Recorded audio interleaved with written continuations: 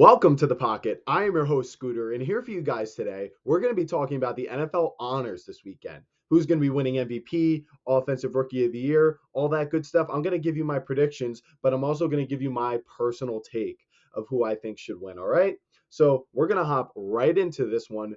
And without further delay, I will answer your probably number one question right away. Who's going to win MVP? Now, there are a couple guys in the running for this here.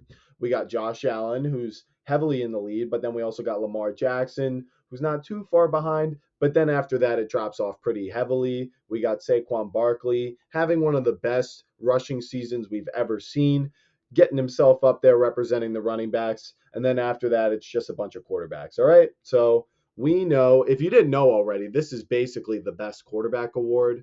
You would think guys like Saquon would win this award for having a generational season, but no, this always ends up going to the best quarterback, and that's this year going to be between Josh Allen and Lamar Jackson. So let's do a quick stat comparison. We're looking here at Fantasy Pros. They tallied up everything. A lot of it's in terms of fantasy points, but we're not looking at that. We're looking at this right here.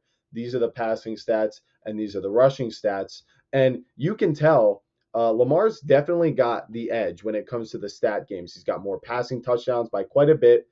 He doesn't have as many rushing touchdowns, not nearly, but in total, Josh Allen has 28 plus 12, 40 touchdowns, and Lamar has 45.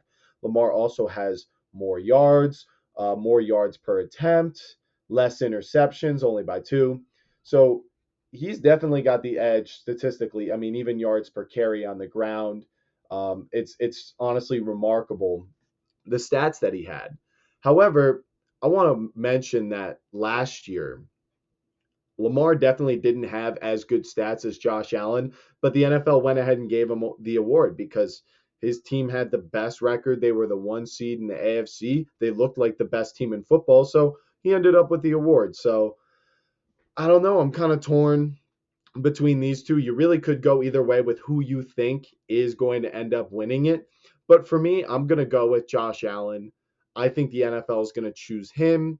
It's a bit of a regression thing, right? With Lamar, a lot of people were really saying that some guys like Dak or Josh Allen should have won last year because they had better stats than Lamar, but he ended up coming away with it. And Josh Allen's been right on Lamar's heels year after year, and whoever's won MVP, really, having like 40 touchdown seasons over and over and over again, and he can't manage to win it.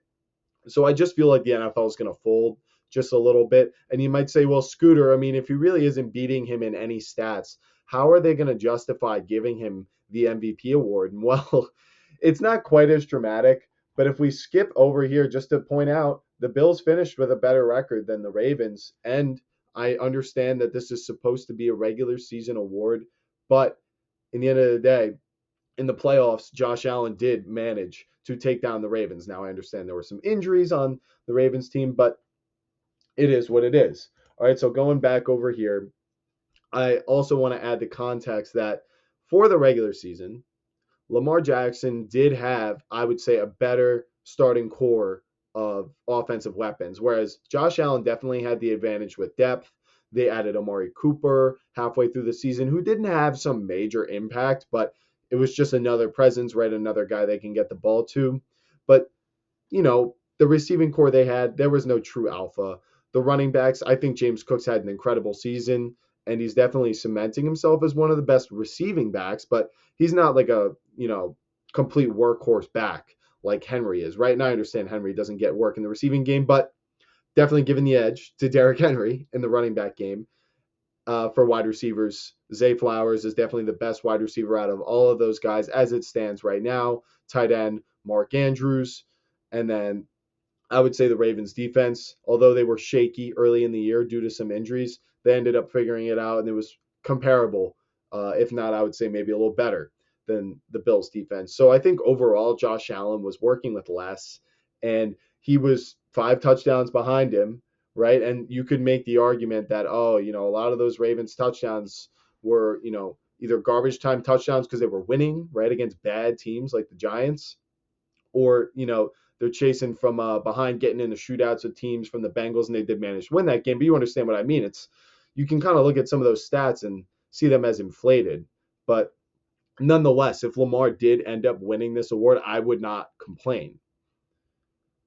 But I think they're going to give it to Josh Allen, and I think that is who should win it. I don't really believe in like the regression stuff in terms of giving him the award, but I do believe the fact that he was working with less. So that's who I think should win the MVP award. And also, I mean, really, he and Lamar, you can go either way, but I think I'm just going to give a slight edge to Josh Allen when it comes to who's the better quarterback. All right. So most valuable player, Josh Allen. Offensive player of the year. This one is going to be so much briefer. All right. There are three guys who sort of have a shot at this. It's Saquon Barkley of the Eagles, Derrick Henry of the Ravens, and Ja'Marr Chase, the wide receiver from the Bengals. Now, Ja'Marr Chase, he did have a completely remarkable season. He won the Triple Crown, 120 receptions led the NFL, over 1,700 receiving yards, and 17 touchdowns. What a monster season from Ja'Marr Chase. It's so upsetting that Joe Burrow, and the Bengals could not get their way into the playoffs. Just one too many losses for them. But as great of a season as this was, we've seen seasons like this in the past from guys like CeeDee Lamb, right? Tyreek, they've been able to do it. And Ja'Marr Chase, I think, is definitely here to stay when it comes to producing these numbers. But I wouldn't say it's the most remarkable, right? Wide receiver season. It wasn't like the Cooper Kupp one, right? But let's go over here and switch to the running backs and their rushing stats. And you can see here, Saquon Barkley and Derrick Henry both almost reaching 2,000 yards. Derrick Henry couldn't quite get there. But he did have 16 touchdowns. So he had 3 more touchdowns than Saquon. But that doesn't tell the whole story. All right. These are running backs. And Derrick Henry, as great as he is on the ground and as great as he is, scoring touchdowns, he is not the receiving back that Saquon Barkley is. And you can see over here, when we look at his receiving stats on the season, it wasn't even what he was fully capable of. It really wasn't. But he did have 33 receptions, 278 yards, and 2 touchdowns. So you can tack that on there. And then also let's mention some of the postseason stats, right?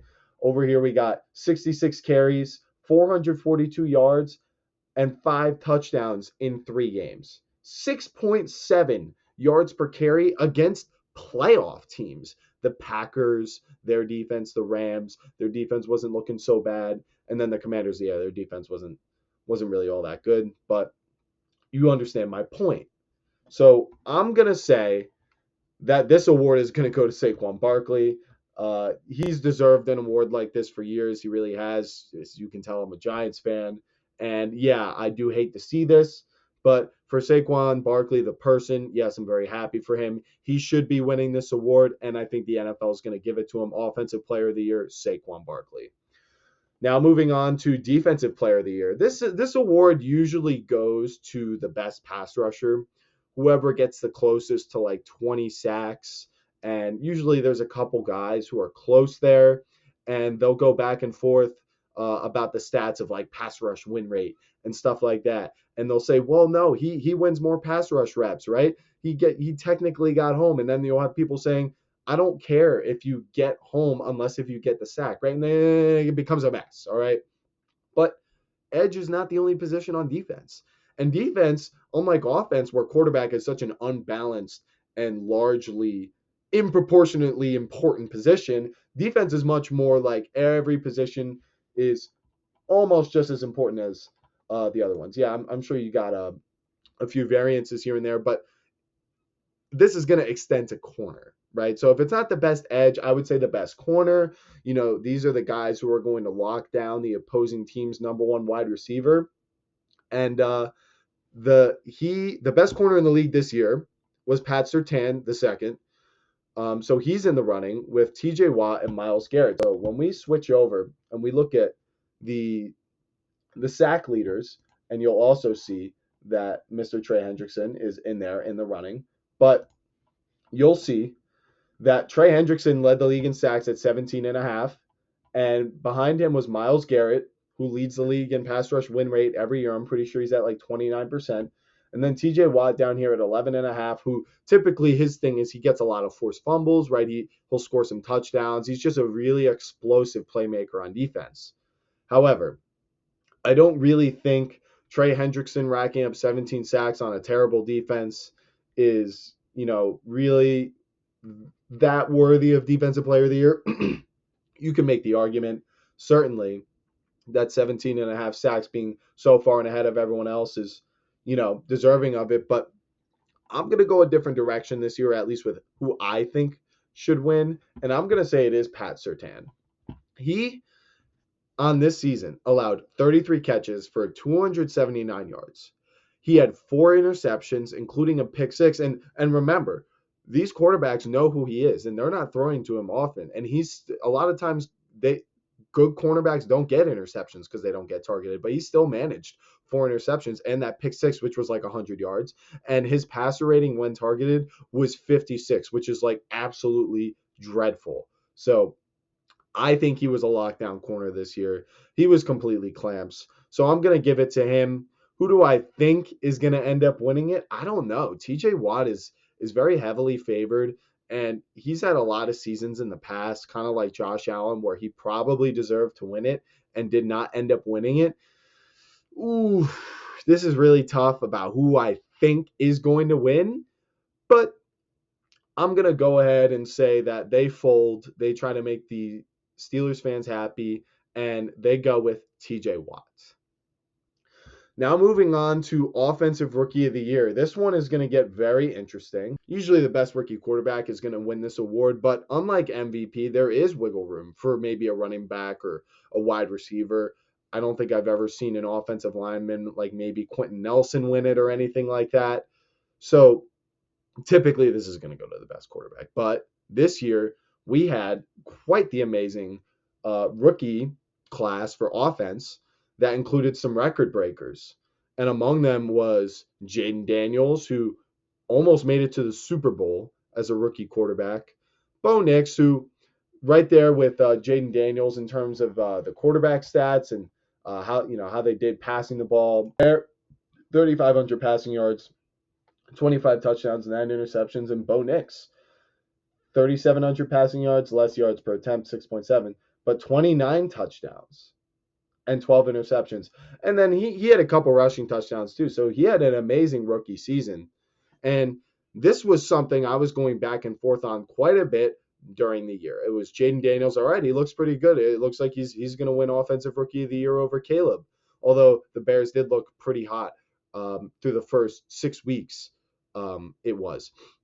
But then the Bo Nix show started, or the Jayden Daniels show started. And then it was like, oh man, here come the Commanders. Maybe he's going to be Offensive Rookie of the Year. This kid's amazing. And then they started to get a little cold. And that was when Bo Nix and the Broncos started getting going and establishing themselves as a playoff team. And you're like, oh man, maybe Bo Nix is going to challenge Jayden Daniels for Offensive Rookie of the Year. But then there's another guy who had the best rookie season at this position of anyone I've ever seen, and I'm pretty sure just statistically ever. Brock Bowers, tight end drafted by the Raiders. They had a terrible quarterback situation, and the stats that this guy put up were absolutely ridiculous. He broke most receptions by a rookie tight end. He broke that record with 112 receptions. Most receiving yards by a rookie tight end. Broke Mike Ditka's record, or 1,100, basically 1,200 receiving yards as a rookie. Most receptions by a rookie in NFL history. He broke Puka Nakua's record, a wide receiver, someone who looked like the best rookie wide receiver we've ever seen. And then just most receptions by a Raider. What I wanted to show you was just how excellent Brock Bowers was. He was third in the NFL in receptions at 112. And if we look at receiving yards, he wasn't quite as close, but he's going up against wide receivers. He's spending a lot of these plays blocking. You could see that he is right there, top 10. 1, 2, 3, 4, 5, 6, 7, 8. 8th in the NFL in receiving yards. Now, the touchdowns weren't quite there, mostly because he was on the Raiders. It is what it is. But taking all this into account, knowing what we know now, Bo Nix and Jayden Daniels both make the playoffs. Bo Nix gets obliterated by the Bills. So you could say, oh, he got unlucky. He's in the AFC. He had to play the Bills. Well, Jaden Daniels had to, he took down the Buccaneers, who are a great team, in the wild card round, and then he went on to beat the 1 seed Lions, right? And then although they got destroyed by the Eagles, he did pretty much everything he could in that game, right? So I'm definitely I think Jaden Daniels deserves it over Bo Nix. I think we all agree there. The discussion is between him and Brock Bowers. Brock Bowers had the statistically most elite season of any rookie tight end we've ever seen. And to be honest, he's just one of the best weapons in the NFL already. And he's so young. He's so young, right? It's insane. Now, this is where it gets really complicated, okay? Because if it was up to me, the playoffs would account into this. I understand not all these players make it to the playoffs, but hey, the playoffs can hurt your stock too. Look at what I just said about Bo Nix, right? So to me personally, the playoffs comes into play when you've got a tight decision to make here. So although Brock Bowers and Jaden Daniels both had incredible seasons, I'm going to give the edge to Jaden Daniels and say he should win Offensive Rookie of the Year. And I think obviously that is what's going to happen. So moving on, Defensive Rookie of the Year. Now this one is a little tricky.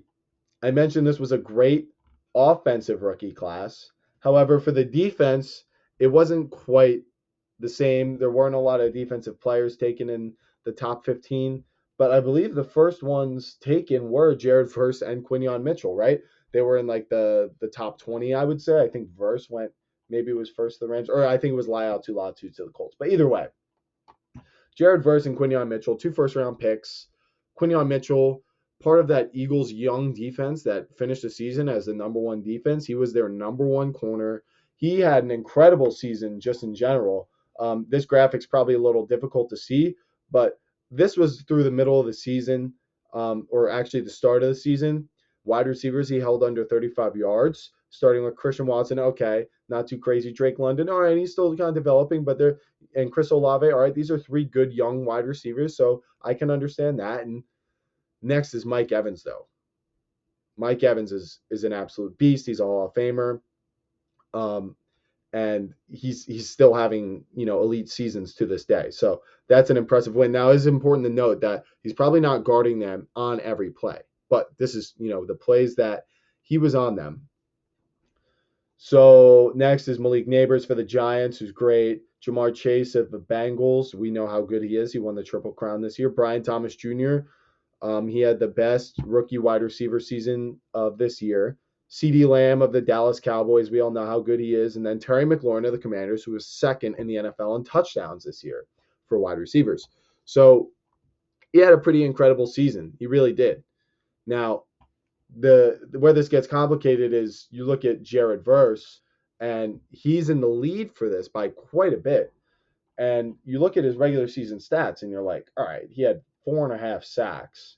He did have 2 forced fumbles and fumble recoveries, and pass deflections, but you're not like, that's not really that great of a season.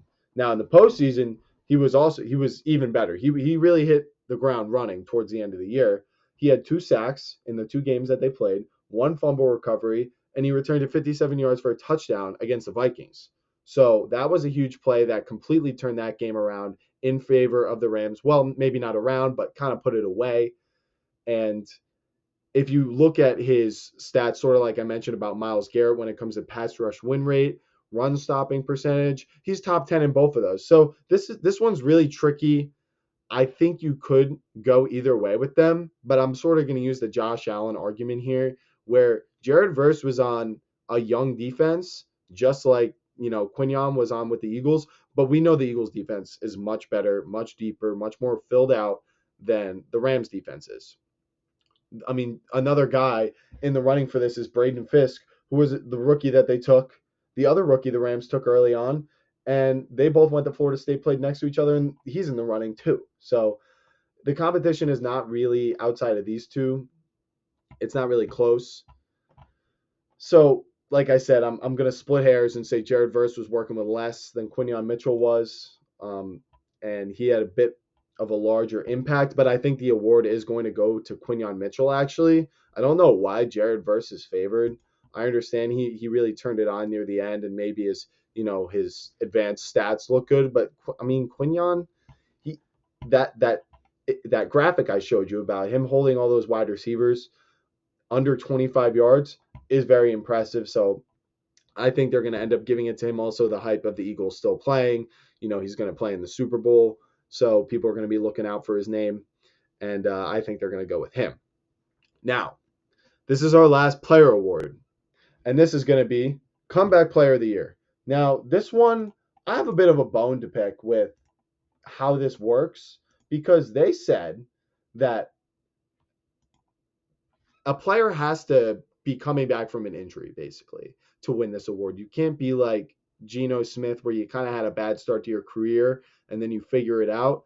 So that was Sam Darnold. And this was announced early on in the year, and everyone was like, oh man, I put a bet in on Sam Darnold. How could this happen? And now he's in the running for it again. So what are the rules? Can someone please explain this to me? But for me, I agree. I think this should be an injury thing. So to me, this is between Dobbins and Burrow. But the thing is, I mean, Dobbins was great, and he's come back from an enormous amount of injuries. He really has, and it's very impressive. And I'm very glad that he's been able to get back out onto the field and continue his dream. But Joe Burrow, 43 touchdown passes, 9 interceptions, and basically 5,000 passing yards. He did have a terrible defense, so you could argue a lot of this is stat padding. But what I want you to remember is coming into this season, Joe Burrow was recovering from a wrist surgery that ended his season last year. Now, if you were someone who was into fantasy football, you were probably looking at guys like Joe Burrow, Jamar Chase, T. Higgins, and people were saying, don't draft them, stay away. Why? Because we don't know what this wrist injury is going to do for Joe Burrow. We've never seen a quarterback of his caliber go through something like this and come back. Well, he basically would have won MVP if they won 2 or 3 more games. Yeah, I understand he doesn't have the same rushing output as guys like Lamar and Allen, but I mean, 5,000 passing yards, 43 touchdowns, 7.5 yards per attempt, especially considering how many more attempts he had than Lamar. He basically had almost 200 more because a lot of those Lamar passes are play action. The dudes are wide open, and I'm not taking anything away from him, but it's just the way the scheme is designed that you're going to get a lot of yards per attempt, where Joe Burrow is literally dissecting the defense, being surgical. So, comeback player of the year, Joe Burrow. That one's easy. He's minus 4,000 for that. That's probably the easiest one for me. And that's who the NFL should give it to. If they don't give it to him, that is wild. And now finally, this one is quite interesting. Coach of the year. Now, this one either goes one of two ways. It either goes to a coach who greatly exceeded expectations, aka Brian Daboll in 2022, or it just basically goes to the best team, right? And it's not going to go to the best team with like an elite quarterback, right? So Andy Reid, you could see him on here. He's not going to win. That's why he's so low, because everyone's like, well, you have Mahomes. But the guys who are leading the charge here, we got Kevin O'Connell minus 1,000, Dan Campbell, the Lions coach, Andy Reid, Dan Quinn, and then after that, it really starts to drop off quite a bit. Now, Kevin O'Connell took a Vikings team with Sam Darnold that was decimated by injuries before the season even started, and tragedy. Their young rookie corner died in a car accident. He was killed by a drunk driver. So all this stuff, all this turmoil that could have ruined their season, and they go around and are competing for the NFC 1 seed until the very last game with Sam Darnold at quarterback. What a spectacular coaching job by him. Truly incredible. Dan Campbell. So he's sort of the opposite. He's not the exceeding expectations like Kevin O'Connell. He's just like best team. They actually did win the 1 seed. So there is, a decent argument for why it should be Dan Campbell. And everyone loves Dan Campbell. We know how great that culture is. So I think there is, legitimacy to saying it's Dan Campbell. Andy Reid, I'm not talking about him. We know how great he is. And honestly, if you wanted to just elect the same guy every year for this, like back in the old days when you'd say defensive player of the year should always be Aaron Donald. Well, maybe coach of the year should always be Andy Reid. But, I'm not going to pick him for this because he does have Mahomes. And then Dan Quinn, who, much like Kevin O'Connell, this Commanders team was picking number 2 overall and drafted a rookie quarterback, and we're in the first season of their rebuild, and they make it all the way to the NFC Championship. So, who do I think is going to win? I don't know. let me actually answer for you who I think should win first, and then I'll come back around to it.